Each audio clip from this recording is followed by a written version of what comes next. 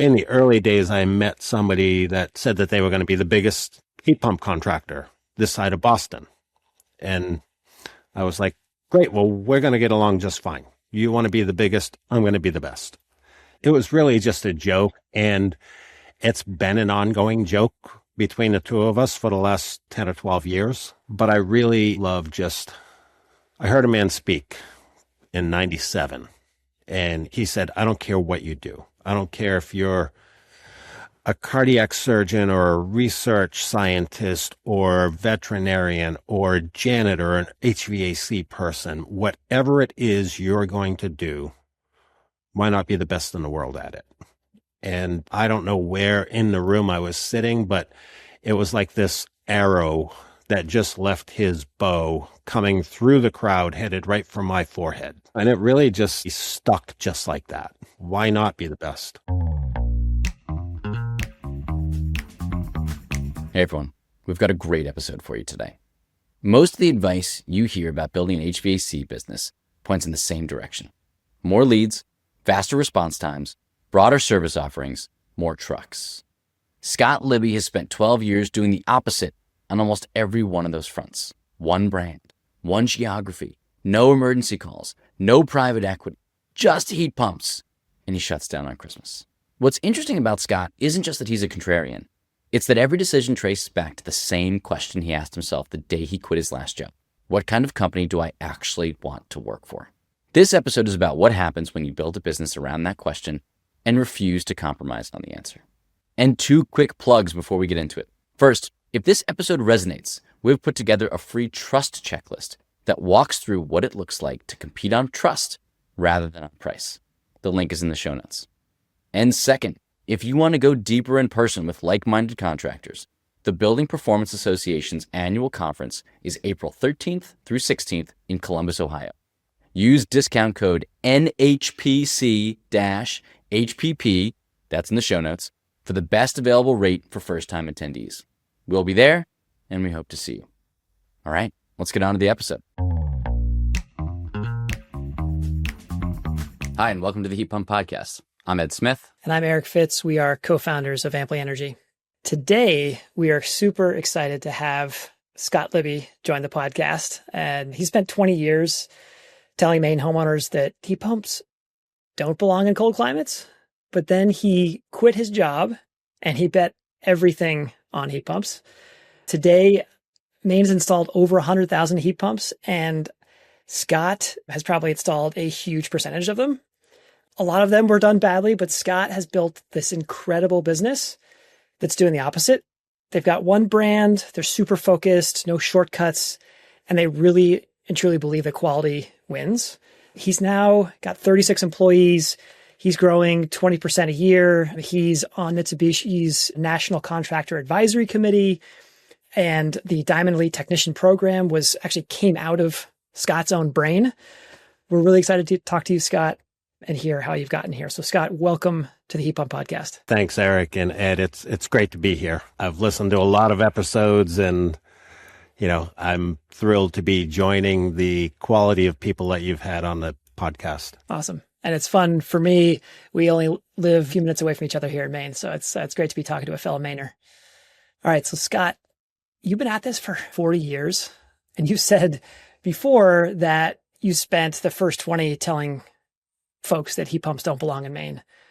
What was the moment that flipped in your brain around heat pumps? Yeah, I've seen so many heat pumps be installed, not even like dual fuel systems, just conventional heat pumps with electric heat strips, and that gets really expensive if that's your sole source of heat here in Maine. So that was the reason for really saying they don't belong here. I think it was probably 17 or 18 years ago.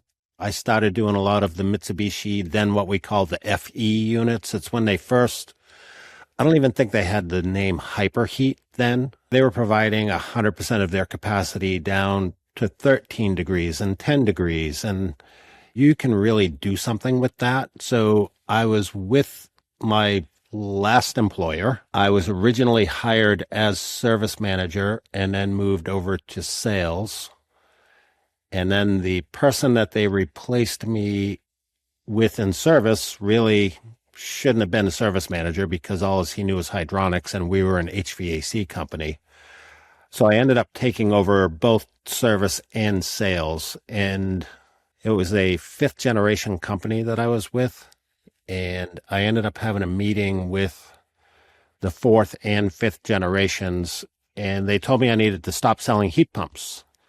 And I was like, why would we do that? And it was because we had 20 other people in the sheet metal shop or doing installs and service that were relying on me to sell oil furnaces and gas furnaces and ductwork. And we did do some boilers, but they're all depending on me to sell that stuff. And my mindset was, well, let's retrain some of them to do heat pumps and we'll just light it up. And really, it was looked at as a fad. It really wasn't the roots of that company because they were fifth generation. And what started as a conversation maybe turned to a debate. And once it got to an argument point, in frustration, I looked out the window and saw the sign out front with the name of the company, which was the last name of the three people I was in the room with. And my name wasn't on the sign. So that was really kind of my sign. Here's your sign. Why don't we call this my 2 weeks notice? So, I got home that day and my wife said, how was work? And I said, well, I've had better days at work. And she knew what that meant. She said, what happened? I said, well, long story short, I gave my 2 weeks notice. And she said, great. What are you going to do now? And I said, well, I'm going to create a place where I would want to work. And she said, what the hell does that mean? And I said, I'm going to create a heat pump company. That's all I'm going to do is Mitsubishi heat pumps. And she said, do you have a business plan? And I said, I do. She goes, you do? And I said, I do. She said, can I read it? And I said, yes, if you're a mind reader, feel free. And I've installed a heat pump every day since then. So, wow. And so the technology was improving. It was getting lower and lower. But at that point, 18, 19 years ago, there can't have been many heat pump only companies in Maine. Or were there any? No, I think one of the bigger ones started literally, I think the same month I started mine, and the biggest one, Dave's World, they were doing it a little bit prior to that, but really I wasn't even aware of them. Because they're way further north. Yeah, at the time they were only up north. So I guess the point of my comment was, what gave you the confidence? I'm not surprised you have the confidence to start your own business, but what gave you the confidence to start one that's just focused on Mitsubishi heat pumps? Well, the approach then was really supplemental. Even though the heat pumps would provide 100% of their capacity down, whatever it was then, 13 degrees, 5 degrees, it wasn't necessarily the entire heating load of the home. Maybe if we were at 35 degrees or 40 degrees or 50 degrees, it would heat the whole home. But once the temperature started going down, not so much that the output of the heat pumps decreased, but the load for the home increased with the lower temperatures. So pretty much all of the jobs we were doing then was just, a single zone in the living room. Or one of my first jobs, we did 2 5-zone systems with 10 indoor units, and it was only for air conditioning. In fact, we did the non-hyperheat units back then. I think that was actually before Mitsubishi had the hyperheat multi-zones. So they were, they weren't the conventional heat pumps that we were saying don't belong in Maine 20 years ago, but really their capacity really dropped off at 30 degrees and was really doing not much at 20 or 15.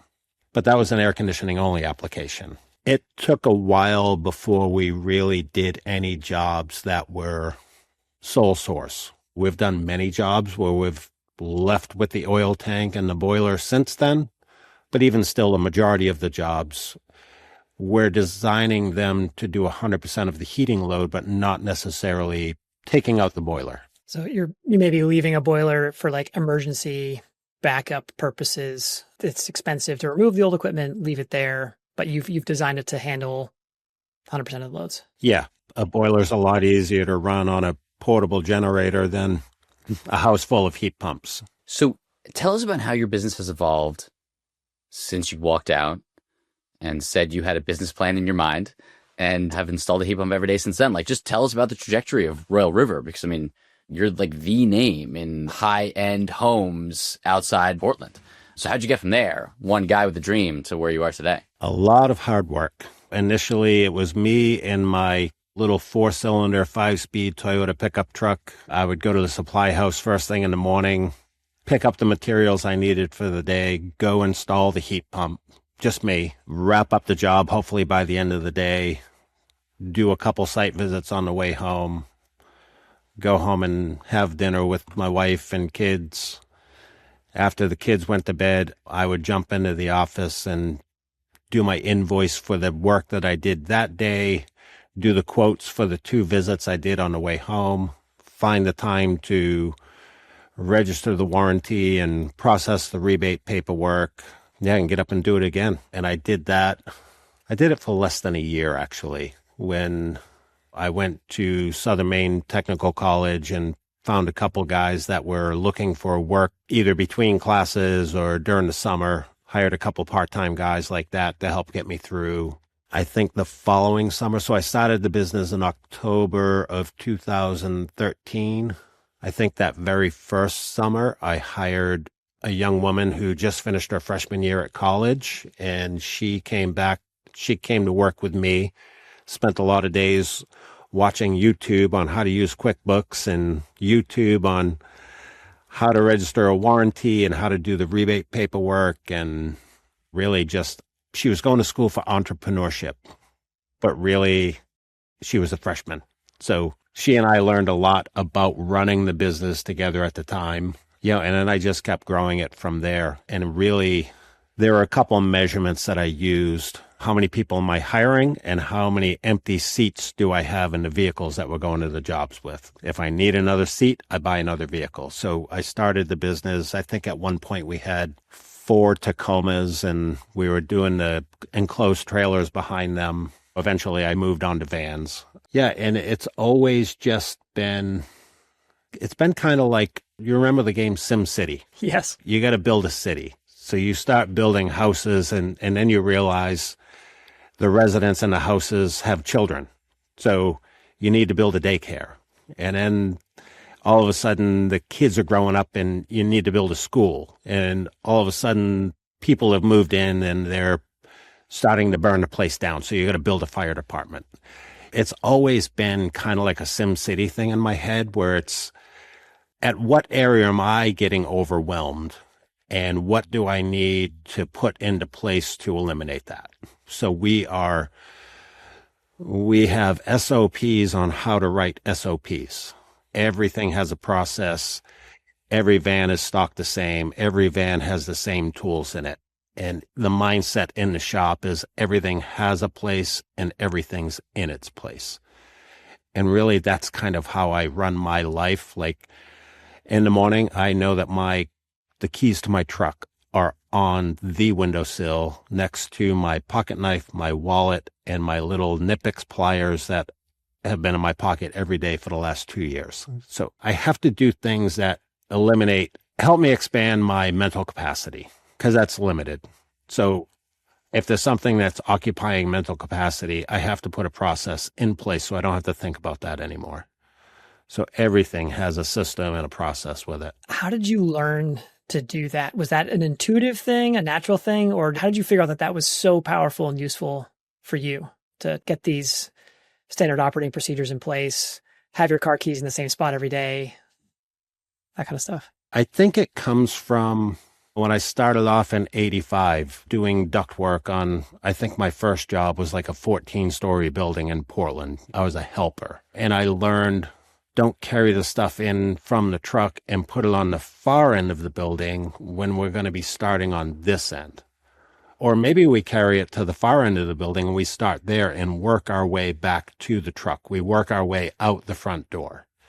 Let's go in and go up to the 14th floor and start there and work our way down to the ground floor. And we're just constantly working our way towards the truck. When I was 25 in the trades, mostly doing sheet metal, but some pipe fitting and some equipment setting and things like that, I was running 4 commercial jobs, 3 big ones, and then they threw another one on me. And I look at it now and it's like, oh my gosh, I was 25 years old. How is it that I was running these projects? I don't even know what the dollar value of those projects were back then. But I had 16 tin knockers and pipe fitters reporting to me on multiple jobs. I was driving a company vehicle, and my mind has always been that methodical, have a system. And that's become real important, especially like throughout my career with running those big jobs. You have to go to the coordination meetings and really nail it with the sprinkler contractor. Like, what elevation are you going to be at so I can run my ductwork at another elevation? And where's the plumbing guy? And what's the pitch of your piping? And how are we going to coordinate together to make this job work? And it's always, for me, it's always been a system.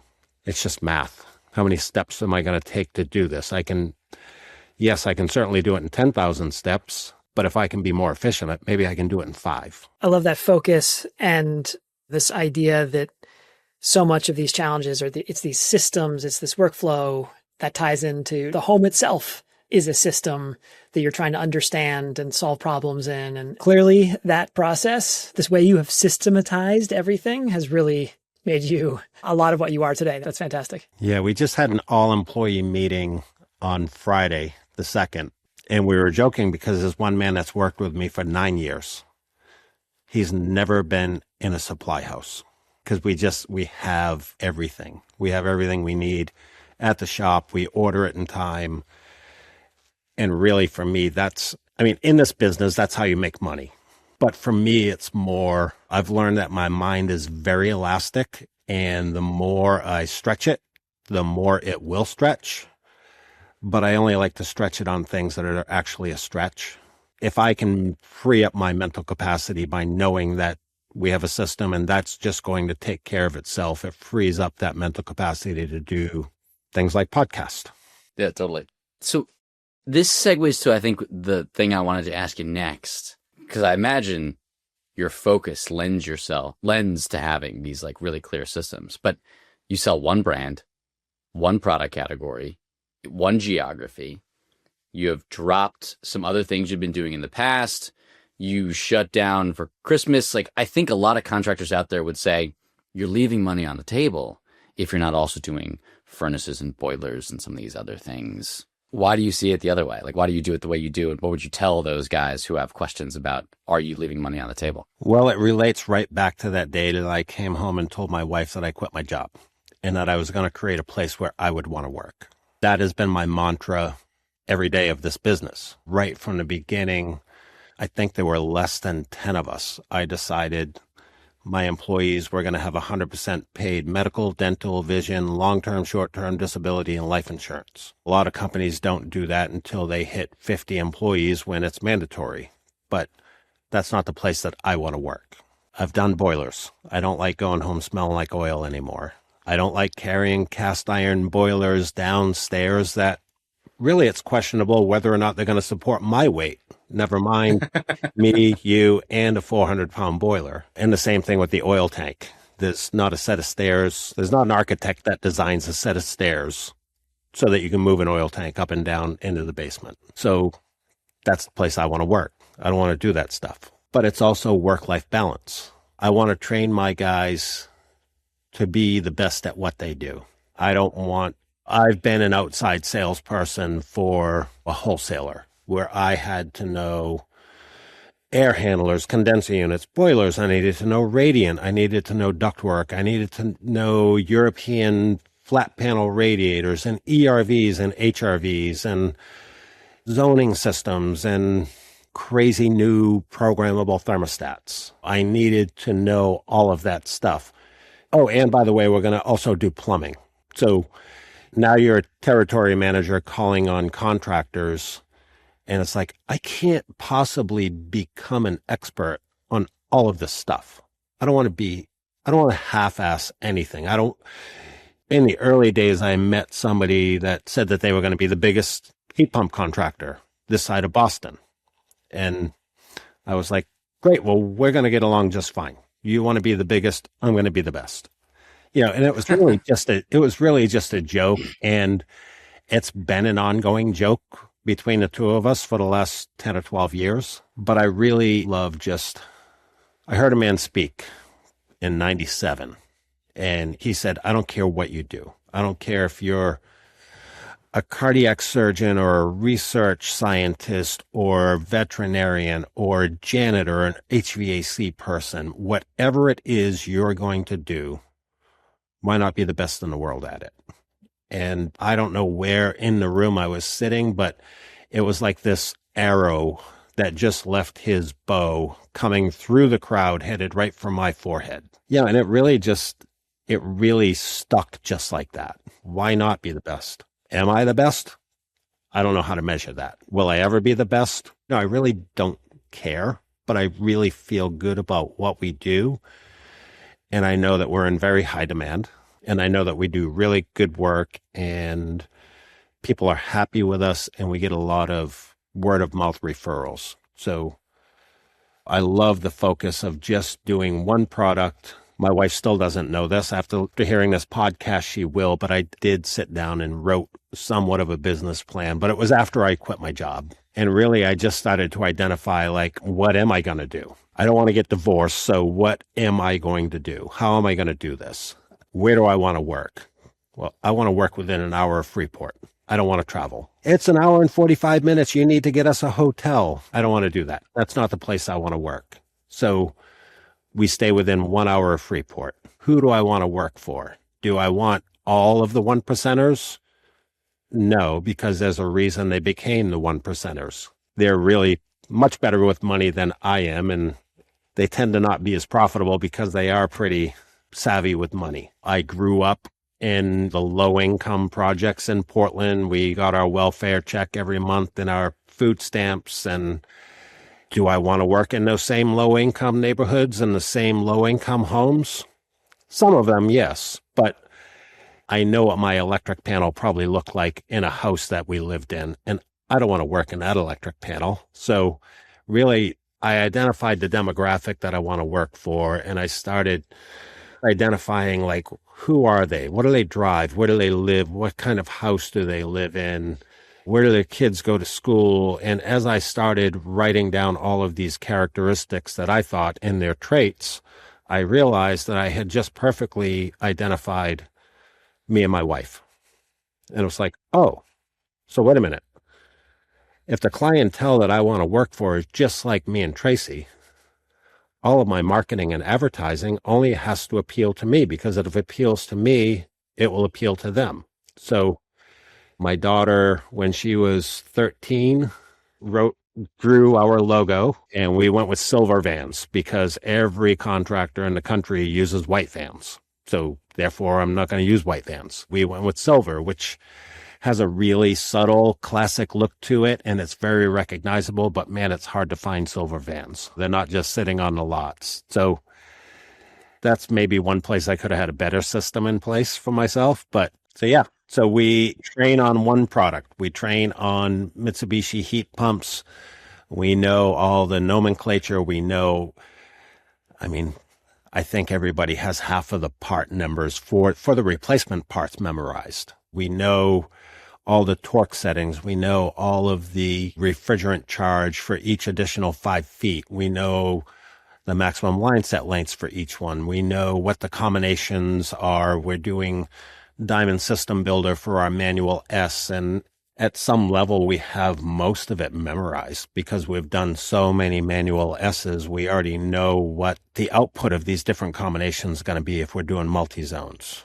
And I just love that. Again, it frees up mental capacity when I don't have to go into 5 different manufacturers to try to figure out how much refrigerant am I going to have to add to this system. But even worse, mix it up in your head like, oh, damn, I just added the charge in a Mitsubishi that should have been for a Samsung or something like that. Wow. And it's just incredible having that focus. It frees up your mind, like you're saying. And like the idea of having those 2 different or 3 different product lines that you're installing, you got to have, like you're describing, 3 different processes, potentially different SOPs. You're training employees on 3 different steps. 3 different SOPs need to be updated on a regular basis. Like it has these reverberations across the whole business. And man, it's appealing to just that focus that you have. And it seems like, I think we got this right, that by being so focused on Mitsubishi, it's opened up other opportunities for you. Like you guys do beta testing for Mitsubishi. Is that right? We do. Yeah.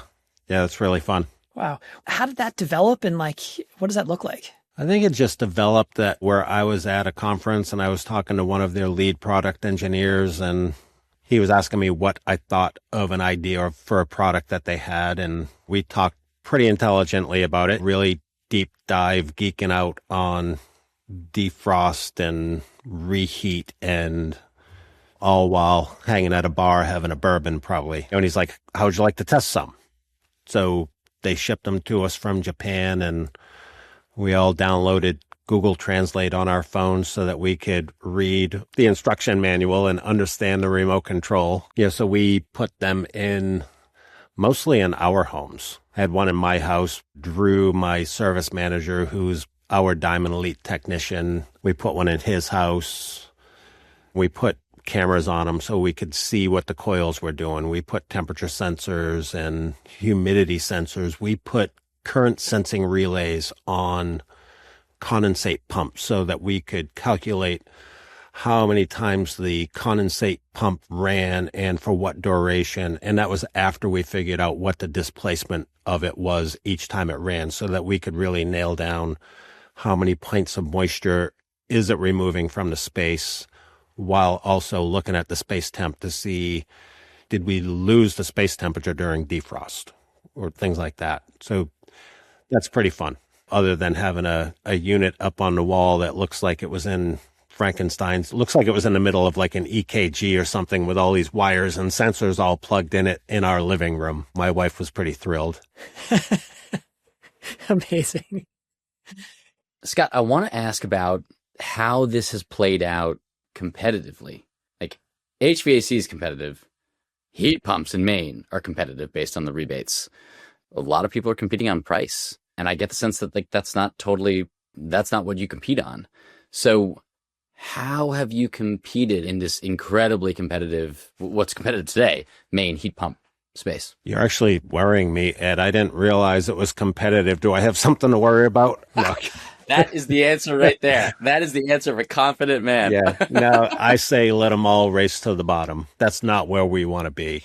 But Scott, that is so much easier. That was part of the traits that I identified in my demographic from the beginning is, if there's somebody living here in Freeport that really wants to go buy that new LL Bean all conditions gear, Primaloft liner with the Gore-Tex shell, but it's going to cost them $900 and they don't have $900. Well, they're not going to go to Target and get something for $100. They're going to wait until they can swing that value. They're value-minded people. They want quality.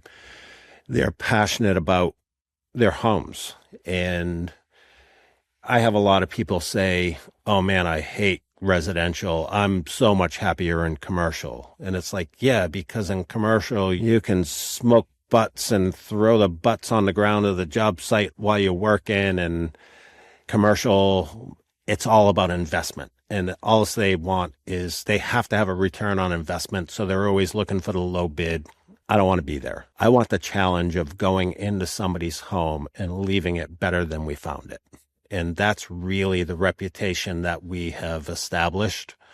We go in and we do our best job from day one with the design and the consultation and laying out their expectations and really providing them with an understanding of how air is going to move through their home. And we really dive more into comfort than we don't design for the rebate.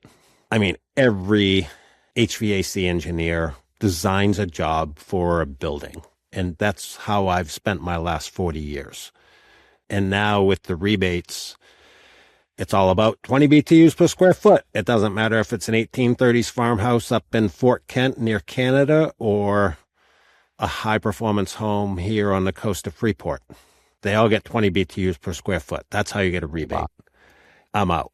I don't want to play that game. So we go in and we design for the home. We consider distribution in what rooms are going to be warm and cold and find out, like, are they okay with 2 or 3 degrees or 4-degree temperature difference from this room to that room? Or do they want a solution where it's plus or minus 2 degrees in every room? Then we move on to a different solution. I always tell people that I have to think of function first, but aesthetics are a very close second. So that's how we treat people's homes, and it spreads like wildfire. And we charge for that because we make a fair and reasonable profit.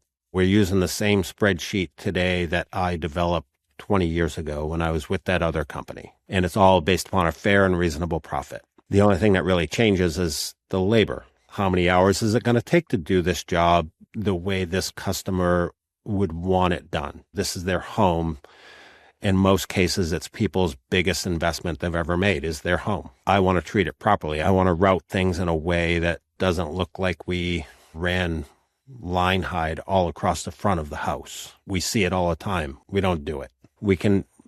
We'll often walk away from a job if they're like, yeah, no, I want 2 heat pumps. I want one each side of the front door, like they're gargoyles sitting there. It's like, you don't really need us then. What I was going to say was I'd love to go more into like your process, like from when a customer calls to when you're leaving the house. But Ed, where do you want to go? Well, I was going to go in a completely different direction, which is walk us through your process from when a customer calls. Well, no, because you've done an excellent job of telling us like the feeling. First of all, you got your ideal customer profile and it's super specific in your mind. And that is rare, right? Most people are like, I serve anybody. So you got the ideal customer and then you've got this feeling you leave them with, which is you guys are different. You're going to treat their home like it's your own. But like, yeah, bring us to your process. Like, what are the mechanics? Because I know a bit about your sales process and it's a 2-man experience, and I think it's quite different. So walking us through that, I think would be super valuable for our listeners. Well, how about if we do this? How about if we go into my process from the moment the customer calls? Yeah, great. I made a jingle 12 years ago. I don't know if you've ever heard it, but there is a Royal River Heat Pumps jingle, and it says 4004065 is the number you need to call. So we have people that are like, you bastard, I have to sing the jingle to remember the phone number. So when they call, there's actually a person that answers. There's no phone tree. There's no push 1 for this, 2 for that. It's a person. We do very little qualifying during that first call. And that's the unique thing about when our phone rings. If our phone rings, the heat pump is already sold. They're not calling us for a boiler or a furnace. They're calling us because they've made the decision that they at the very least want to explore a heat pump.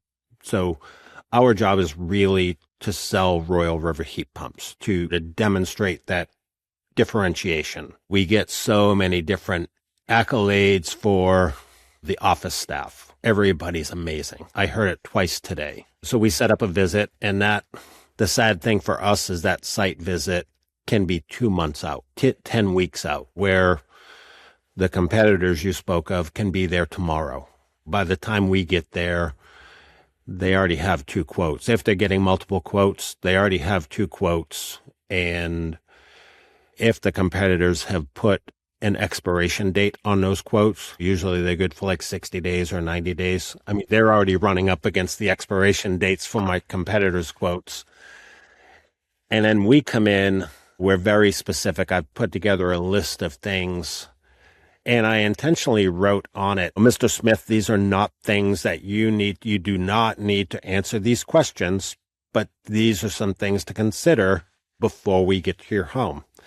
And more often than not, we get there and they've printed it and they have it all written out. They've answered all of the questions. And those are really just like programming questions. How do you use the home? What do you typically set your thermostat to? How many people are in the home? All very specific questions to the home. And we get there, and Shane and I, we kind of play this not good cop, bad cop, but one's a nerd and one's a geek. So I kind of nerd out talking to them about how air flows through the home and what's the best position for a heat pump. And we talk about distribution, and we talk about anything they want to talk about. I love it when I go into every house as if it's a kindergarten teacher.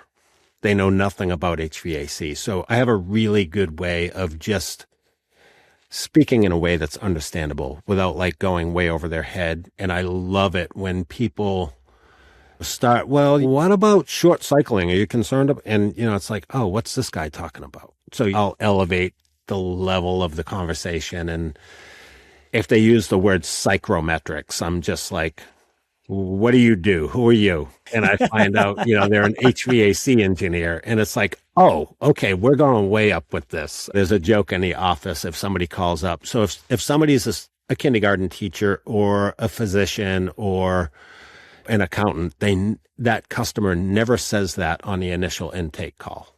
But if they are an engineer or an architect, they say it every time they call. Yeah. Hi, my name's Eric Fitz. I'm an HVAC engineer. Yeah. And immediately the people in the office are like, must send only Scott to this site visit. Nobody else can go. So Shane and I'm the nerd. I nerd out with all of the building science.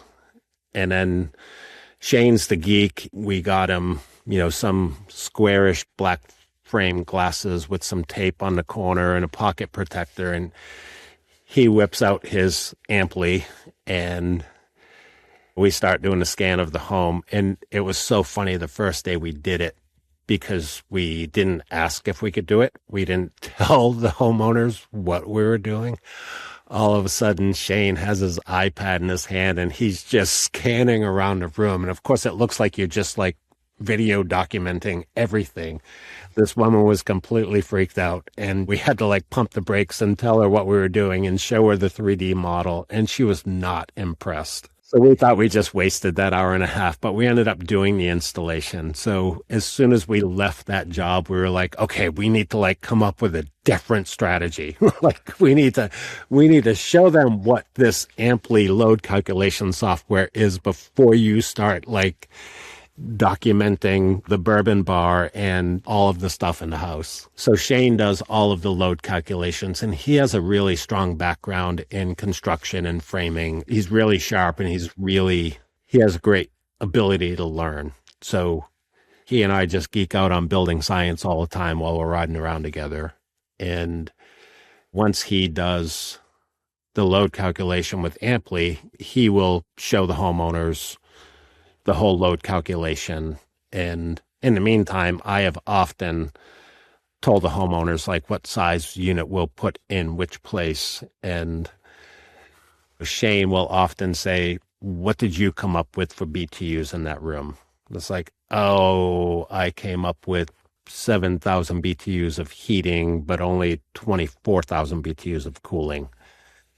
And he'll look at the homeowner and he's like, he does it all the time. And he shows them, I came up with 6,800 BTUs of heating and 2,300 BTUs of cooling. So I'm often within a couple hundred BTUs of Amply. That's awesome. Just after spending some time in the house. That's awesome. So we do that. It's a 2-person sales team, which is totally different, but there's so much information to gather.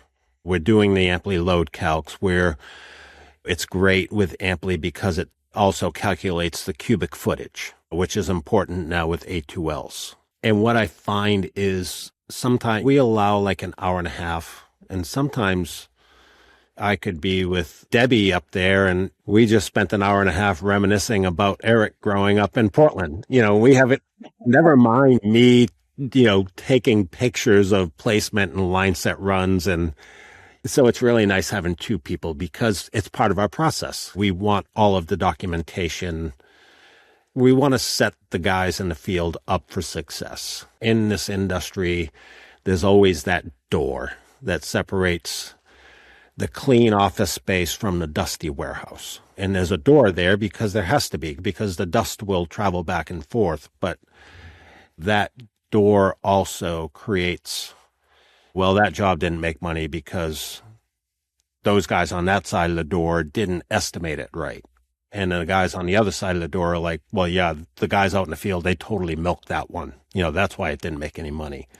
So one of my goals is to break down that door. We actually just replaced that door with a glass door so that at least it's not a visual barrier as well. So we have a lot of processes in place because I would love to have all of my installers go get 5-star reviews for every job they go to. But how can I expect them to do that if I don't deliver them a 5-star project? So we really focus on line set lengths and what do we need for line set ducting and how are we mounting this? What size is the attic hatch? Are we going in the attic? We have a job hazard analysis form that even identifies if they have bees on the property. Are they beekeepers? Because I've got one guy that apparently is allergic to bees. So it's evolving all of the time. But I often end my site visits with, so how'd we do? Were we worth the wait? And I say that just so that they say, oh my gosh, this was way different than the other 2 people that came in. And then we hear about one of them, they were only here for 20 minutes. I don't even think they took a tape measure out. Yeah. So, we kind of leave them. In my mind, I'm hoping that when we leave, they're saying, I hope we can afford them. More than me saying, I hope we can bid that low enough to get that job. Awesome. Scott, I love that. We wrote this article called Stop Competing on Price and Start Winning on Trust. And like so much of what you just said kind of is just like check, check, check, check, check, check, check. I have one question. The one thing I hear repeatedly is that speed to lead, speed to lead, speed to lead, speed to quote is what matters. And I hear you saying, we might get there after the other guy's quote expires. And you seem completely unperturbed by that. And we actually see this as a common thing. Among the best, they actually slow things down. It was like, so what is your experience there? Or what would you say to the guy who's like, all I hear in these sales classes I go to with this sales guru is speed to lead? What would you say to them about why that's not something you're terribly worried about? That's not the company I want to work for. Say more. If they do a single zone with us, they're minimum $7,000, maybe $8,000 for a single zone, minimum. If they do some crazy ceiling unit, they could be up to $10,000 for a single zone.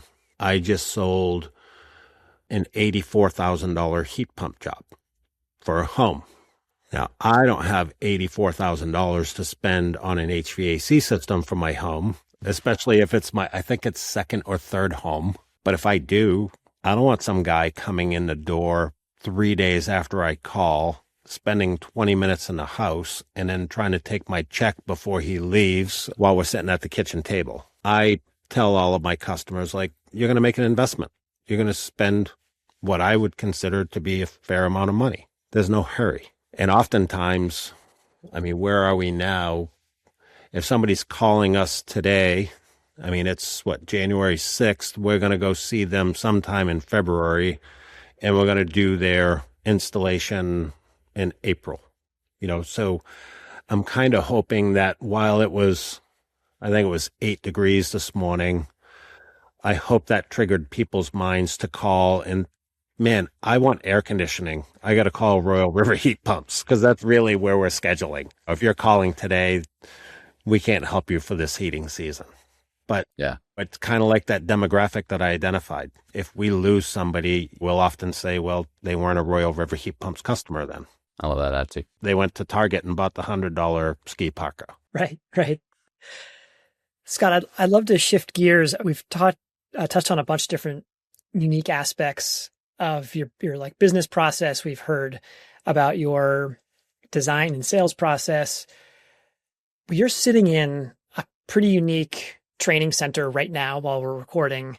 I'd love to hear more about why have you invested in a training center and what does it look like for someone who joins your company to go from, regardless of experience, what is that process for you to get them up to speed on the Royal River Heat Pump kind of path or way? Yeah, for me, it's all about training. We had that meeting here on Friday, and, we were talking about, what do you guys listen to for podcasts? Some of them are listening to, who is it, Dave Ramsey, that talks about budgeting, which is great. They're trying to figure out their home budget.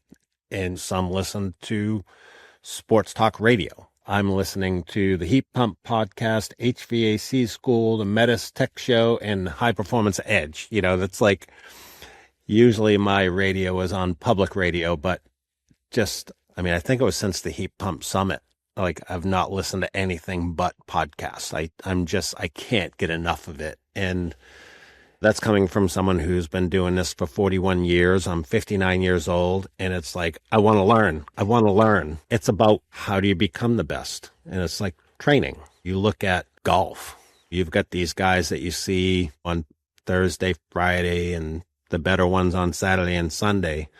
It's amazing how much they train. I mean, I've gone and played with some of those golfers, and we play 18 holes with them, and they're like, oh, I'm going to the driving range. And it's like, really? We're going to the bar. So for me, it's just staying ahead of everything. That's part of why Royal River Heat Pumps is able to do what we're doing. Kind of going back to your question a while back, I went from saying heat pumps don't belong in Maine to doing this. It's because there's been more advances in heat pump technology in the last 10 years than in the entire history of oil heating. So it's a lot to stay ahead of. So I was sending guys to training 2 at a time. Ed, Eric, you guys go over to FW Webb in Scarborough. They're doing this training. And then 2 weeks later, I send Steve and Bill to the same training that Eric and Ed went to. And they come back saying different stuff. And it's like, well, wait a minute. Let me go to that. So I go to do that training, and I come back, and I'm like, that's not what he said. So 3 different groups of people going to the same, quote unquote, same training. They either learned 3 different things or heard 3 different things. So it's like, yeah, no more. No, we're going to do it here. Everybody's getting the same training. It would be the same when I sent people down to the Mitsubishi place down outside of Boston. Same subject, same instructor. They heard different things. So I guess that's part of, is it really having SOPs and process so nailed down, or is it, I'm a control freak? So it's like, I want to control what they're learning and what they're hearing. But at the same time, I want to avoid tribal knowledge. And then all of a sudden, it's one guy starts doing it the right way, and the next guy interpreted a little different. He's doing it a little different. And the next thing you know, 10 technicians down the road, they're not learning at all the proper way. So we like to start everybody here. The first day at Royal River Heat Pumps, they actually spend in the office, and they get the mandatory, the safety training, and they get let's get your direct deposit and your payroll all set up, and let's get you on the website and all of those administrative things. But they actually move from chair to chair they'll spend a half hour to an hour with accounts payable. They'll be with the lead coordinators. They'll be with the service dispatcher. They'll be with the warehouse guy. Like, literally, they go through the entire office for day 1. And then we have a couple guys in the field that we call them the assessors. We send them out with them just to see, like, what do they need to learn, or what needs to be scrubbed from their minds. We tell everybody, like, I don't care where you have worked, you have not done as many heat pumps as we do here. And you've not done them the same way we do them here. So it's going to be really hard because you've been doing this for 15 or 20 years, but you need to forget everything you know and be able to learn. So we do that, and we have this space here that I'm sitting in, and it's more of the clean side of things, where it's applications training, and we do some circuitry stuff, but for the most part, it's clean. And then the back room, we have some mock-ups where we teach them installs, and we teach them how to mount the indoor units, and we do a lot of training on preventative maintenance. From your perspective, what is one of the hardest things to train? Is it more on the technical side? Is it more on these sort of customer, like softer skills side? What's the hardest part for you right now? For me, I am getting back to where I was before the pandemic. And before the pandemic, everybody I hired, their interview was done over a meal. That stopped during the pandemic, but I'm really getting back to it. because I could say like, hey, Ed, why don't we get together and have dinner? Why don't we grab a bite to eat? Breakfast, lunch, dinner, your pick. Where do you want to go? And are they bringing me to McDonald's, or are they bringing me to Scales down on the Portland waterfront? Are we going to Applebee's or 99? Or are we going to some local little burrito place? Kind of tells you a lot where do they like to go? I love to park somewhere near their vehicle. So if I'm getting out of mine, I can walk by theirs and see if it's piled up with a week's worth of laundry and 2 weeks worth of trash and returnables, because that's how they're going to keep my vans. When we get to the front door, I'll open the first door. Do they say thank you and then do the courtesy like they open the next door and then I go in? How are they with the wait staff? What are they ordering? I mean, I'm not hiring Susie etiquette, but are they putting their napkin in their lap? Are they immediately like putting salt all over everything before they even tasted it? Because for me, that person can never be pleased. They're going to salt everything. Do they at least, when the check comes, do they at least kind of like gesture towards their wallet, and of course I say, no, this is on me. I got this. Do they say, well, at least let me get the tip? It's like, still, it's like, no, I got it.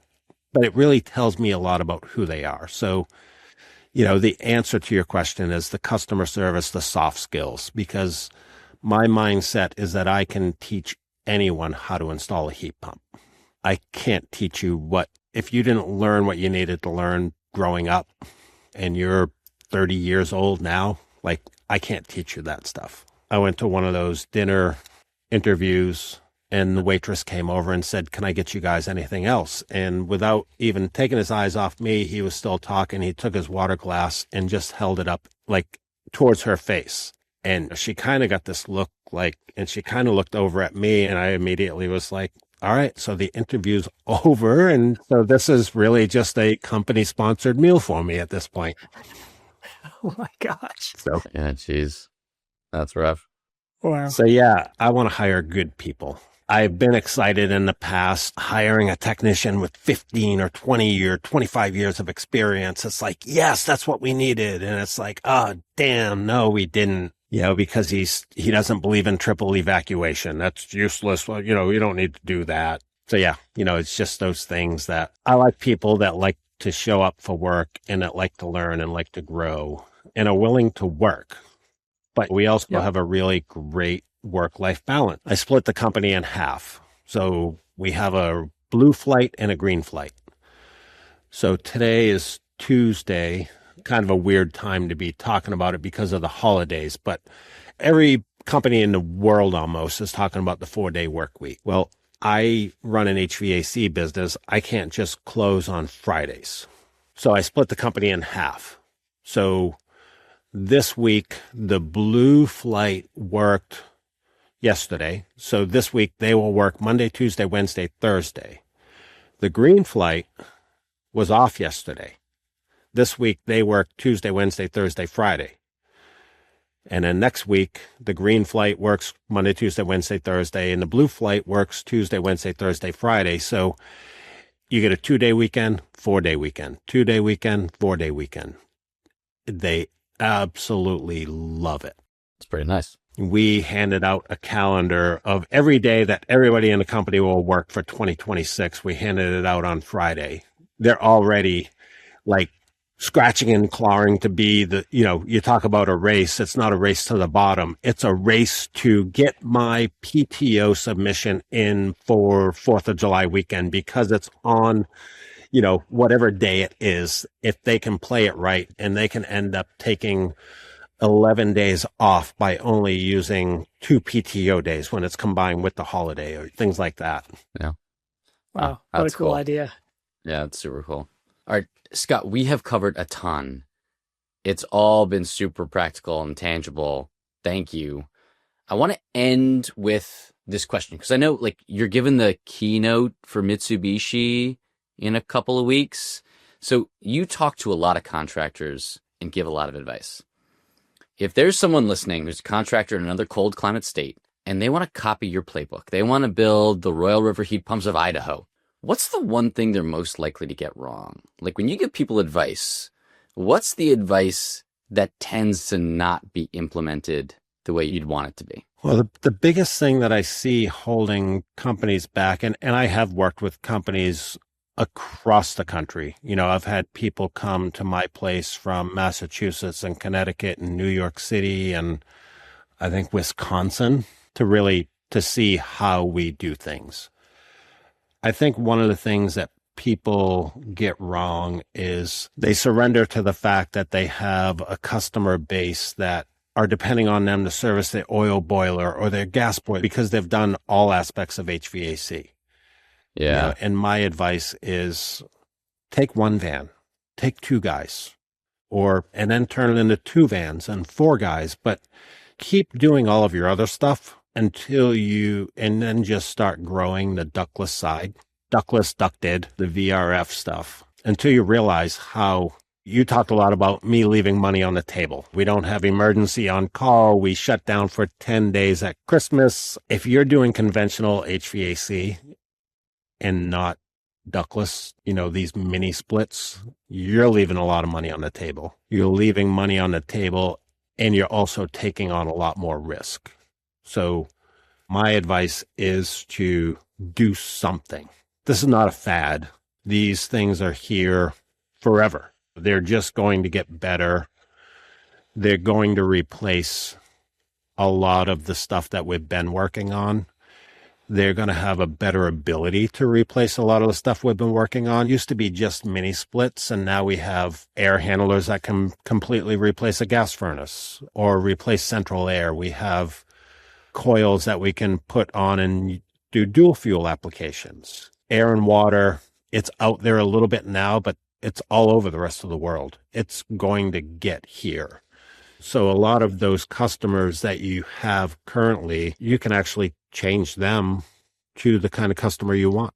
That's what I did when I identified who do I want to work for. I didn't eliminate a whole bunch of people. I kind of looked at it like, well, if they're doing this now, I can still work with them. They just have to change their systems in their house so that they can work with me. Yeah, so just focus. Start small, focus, put systems in place, train a couple technicians, and just start small. I mean, that's how I did it. It was me and my truck, and I've grown it organically. No business loans, no lines of credit, no vehicle payments, it's been bootstrapped out of my pocket since the day I started. I made a $700 investment to replace my 20-year-old vacuum pump and manifold set, a new micron gauge. So yeah, just focus on what it really takes to do it right. You're going to screw up. We've put in some wrong size systems, and you know what? We go back and we rip it out and we put in the right system. No additional charge. We just make it right. And really that's my focus through all of this, because that's the kind of company I want to work for. Seems like there's no better place to end than right there. Scott Libby, thank you so much for joining us on the Heat Pump Podcast. Thank you. I would love to do it again another time, and I look forward to seeing you up here in Maine. Thanks, Scott. Thanks for listening to the Heat Pump Podcast. It is a production of Amply Energy. And just a reminder that the opinions voiced were those of our guests or us, depending on who was talking. If you like what you've heard and haven't subscribed, please subscribe in your favorite podcast platform. We'd love to hear from you, so feel free to reach out. You can reach us once again at hello@amply.energy, no.com, just .energy. Thanks a lot.